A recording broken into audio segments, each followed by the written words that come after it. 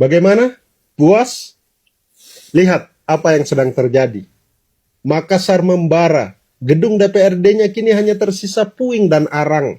3 sampai 4 nyawa melayang. Bukan karena peperangan melawan musuh, tapi karena kita sendiri yang membakar rumah kita. Tumbalnya saudara kita. Jakarta semakin bergejolak. Senen menjadi ladang penjarahan. Toko-toko dijebol, barang-barang diangkut tanpa ampun. Gas air mata bercampur dengan jerit ketakutan rakyat. Bandung, Medan, Surabaya, Yogyakarta, Bengkulu, dan daerah-daerah lainnya, semuanya menyala dengan api dan amarah. Saudaraku, bukankah ini yang diinginkan para provokator itu? Inilah tujuan dari akun-akun anonim yang setiap hari menebar kebencian dan hasutan di media sosial. Mereka ingin kita marah buta. Mereka ingin kita kehilangan akal sehat kita. Mereka ingin bangsa ini hancur dari dalam. Dan harus kita akui, mereka berhasil. Mereka berhasil mengubah suara hati rakyat menjadi bara kerusuhan. Kita menuntut keadilan, kita menuntut kesejahteraan. Tapi apa yang kita lakukan sekarang? Kita justru memberi mereka kemenangan. Kita membakar fasilitas kita sendiri, kita menghancurkan ruang hidup kita sendiri. Kita menjarah toko tetangga kita sendiri. Dan akhirnya, kitalah yang akan paling merasakan pedihnya akibat perbuatan kita sendiri.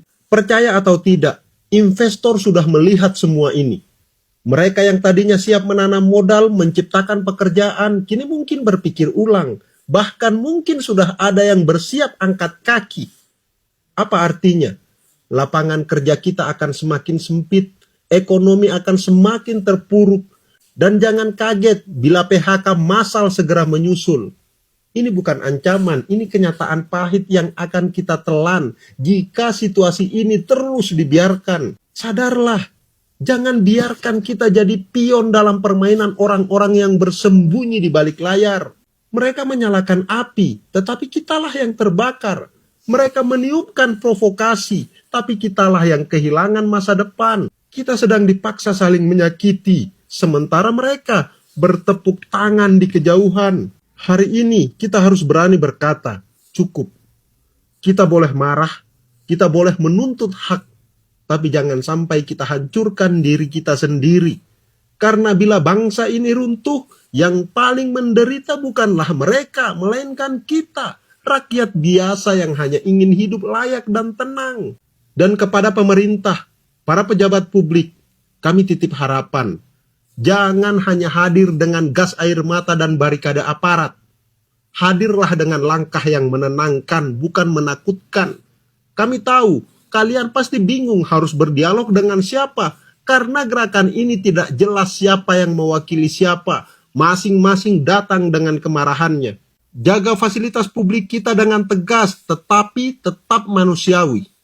Tindak para provokator digital dan penyusup lapangan tanpa ampun. Dan yang terpenting, tunjukkan bahwa kebijakan negara benar-benar berpihak kepada rakyat kecil, agar keresahan tidak lagi menjadi bara yang mudah disulut. Dan satu lagi, perbaiki komunikasi publik kalian. Jaga diksi, jaga kata-kata, jangan sampai menyakiti hati rakyat lagi. Saudaraku, bangsa ini masih punya harapan. Selama kita mau menahan diri, selama pemerintah mau hadir dengan hati, kita bisa keluar dari kegelapan ini. Thank you.